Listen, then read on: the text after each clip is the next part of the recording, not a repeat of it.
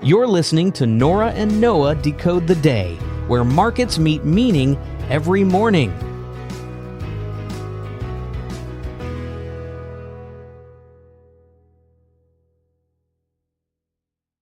Welcome to the Deep Dive. Today we're looking at the recent U.S.-China trade truce, trying to figure out what its immediate impact really tells us. Right. There's been a lot of noise. Exactly. So we've gone through a bunch of market analysis, reports, reactions, basically trying to boil it down for you. Get to the core insights without you having to read everything yourself. Yeah, our mission, if you like, is just to cut through the headlines, understand the initial signals, what this truce might actually mean, sort of economically speaking. Looking beyond that first market reaction and seeing what it suggests about, the bigger picture, is this a real shift? Okay, so let's jump right in there. The immediate market reaction. That's what everyone saw first, right?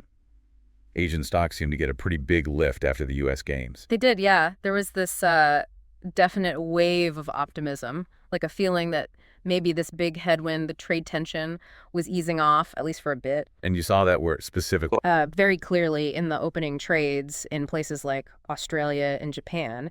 Japan's Topix actually had this incredible run. It gained for the 13th day straight. Wow, 13 days. Yeah, putting it on track for its longest winning streak in 16 years. 16 years. That sounds like more than just a blip then. Exactly. That kind of consistent positive move suggests, something maybe a bit deeper than just a knee-jerk reaction to the news. Right. Were there specific kinds of stocks that did particularly well? Oh, yeah, definitely. U.S.-listed Chinese stocks, they had a really strong rally. Their best day in over 2 months, actually, jumped about 5.4% on Monday. Okay, so very sensitive to this specific news. Extremely. It really shows how closely their prospects are tied to U.S.-China relations. Makes sense, right? Their earnings depend on it. Sure. And what about currencies? The dollar? Interestingly, the dollar was more stable in Asia. It jumped a bit initially, but then kind of settled. So the equity optimism didn't fully spill over there in the same way. So maybe the optimism was more focused on trade itself, not like a huge macro shift. That could be it. Yeah, more about the direct benefits of potentially lower tariffs. Okay, so a clear thumbs up from stock markets, it seems. But, to figure out if this rally has legs, we need to understand the actual truce. What exactly did they agree to? Okay, so the core of it is this reciprocal tariff reduction. The U.S. is lowering duties on some Chinese goods to 30%. That's for 90 days. 30%. And that's down from what, roughly? Well, the reports mentioned it was down from previously much higher figures on certain goods, though the specific details on which goods weren't fully broken down in what we saw. But the point is, it's a reduction. Got it. And China? China's doing something similar, lowering their levies on a range of goods down to 10%. And the sources really emphasized this was a carefully coordinated joint statement. Right, which suggests maybe a bit more deliberate cooperation, a step back from the brink, perhaps. Potentially. It signals maybe a mutual interest in dialing things down, at least for now. Okay, now this is where I think it gets really interesting. This market bounce, it's such a contrast to how things looked just, a few weeks ago? Mid-April. People were playing defense then. That's a really key point. Yeah, mid-April, the mood was much more cautious, risk-averse, you could say. What were people doing? You saw more trades shorting the dollar, buying protection against stock market swings, volatility, even placing pretty big bets that the Fed would have to cut rates multiple times. So worried about growth slowing down, market instability. Yeah. Fueled by those trade tensions. Exactly. That combination of trades really pointed towards significant economic anxiety. And now it looks like this truce might be causing a quick reversal of those defensive plays. Yeah. Almost like that's adding fuel to the rally. Precisely. The immediate threat seems lower, so those defensive trades look less necessary. People are likely unwinding them, moving money back into things like stocks. Makes sense. Yeah, and we saw strategists, HSBC, for example, pointing this out. They talked about increased upside risk for the broader risk asset spectrum. Meaning more potential for gains in things like stocks. Right. They even suggested that future market dips might actually be seen as buying opportunities. That's a big shift in tone. And they linked it to this apparent change in the U.S. administration's approach. A significant pivot for sure. Okay, let's zoom in on the U.S. market itself. The S&P 500 hit a notable level. It did. With less fear about an immediate recession, the S&P pushed above that level, tied to President Trump's Liberation Day comment back in April. Ah, right, around a previous trade announcement. Exactly. And the Nasdaq 100, which had taken quite a hit recently, actually re-entered bull market territory. Driven by tech, I assume. Yep, big tech shares surged. So that suggests renewed confidence in those growth sectors, which are often pretty sensitive to the economic mood. Okay, so positive vibes spreading in equities.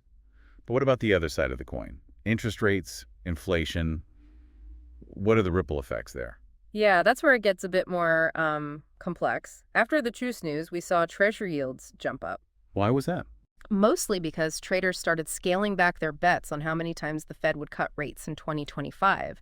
They were suddenly pricing in fewer cuts. So less perceived economic risk means less need for the Fed to step in. That seems to be the thinking. Now, the 10-year yield did ease back slightly afterwards, but that initial jump showed a definite shift in monetary policy expectations. And inflation. Tariffs have been a big inflation story. What's the view now? Well, we heard from Fed Governor Adriana Kugler on this. She basically said that, look, the previous tariff policies were likely pushing inflation up and weighing on growth. Even with these new reductions. Even with the reductions, she emphasized that trade policy keeps changing, it's fluid, and so the inflationary effects are still something they're watching closely. It's not like the issue just disappears with this truce. Right. It's a reminder that this is an ongoing thing, not just a one-off event. Okay, stepping back out globally again, how did other countries react? Any key considerations? We saw a mix really reflecting different national priorities. For instance, Japan's Prime Minister, Ishiba, made it clear they wouldn't sign off on a U.S. trade deal unless it included something specific for their auto industry. Okay, so specific sectors matter hugely in these talks. Absolutely. And then in China, the feeling seemed to be one of definite relief. Optimism, even. The Hang Seng indexes in Hong Kong saw some pretty big gains. That makes sense, given how exposed their economy is to U.S. tariffs. Precisely. And Daiwa Capital Markets echoed that, saying this trade optimism would likely boost Chinese stocks, at least in the short term.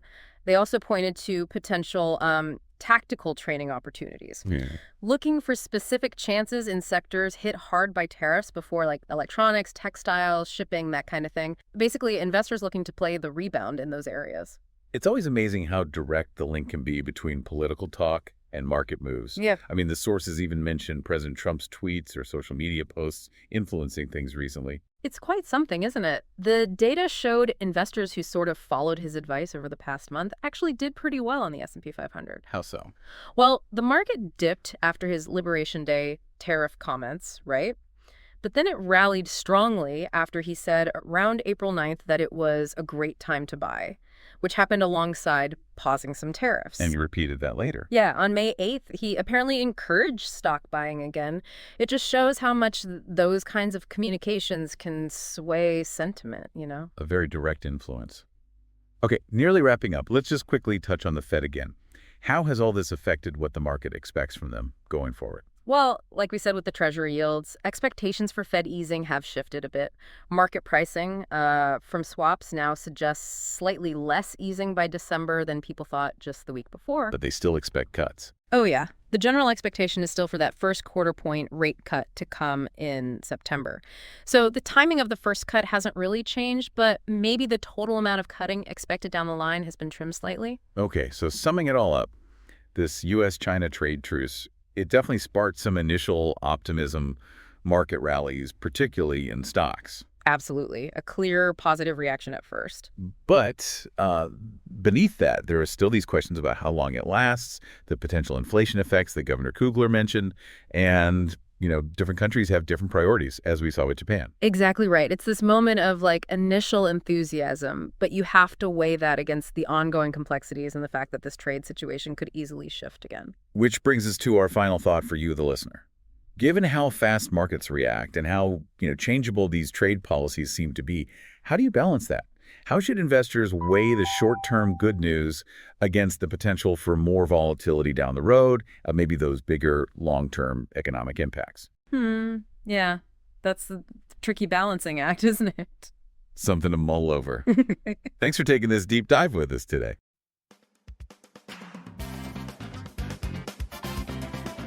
That's it for today's Decode. If you found this helpful, make sure to subscribe, and we'll catch you tomorrow, right here on Nora and Noah Decode the Day.